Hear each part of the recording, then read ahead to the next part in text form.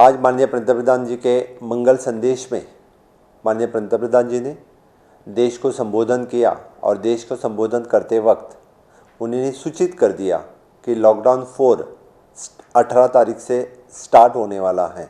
Lockdown 4 की guideline announce की जाएगी। आज माननीय पंतप्रधान जी ने फिर से एक बार देश को आत्मनिर्भर होने की बात कही।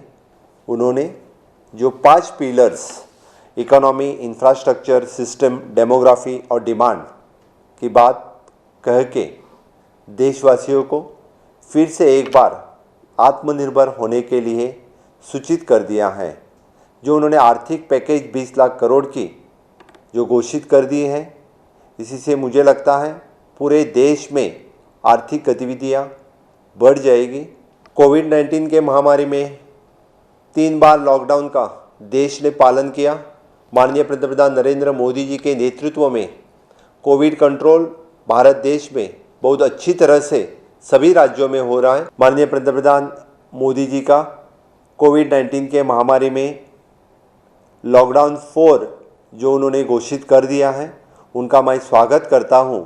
और कोविड-19 कंट्रोल करने के लिए लॉकडाउन यही पर्याय है और गोवा की जनता की तरफ से मैं उनका धन्यवाद करता हूं, आभार व्यक्त करता हूं।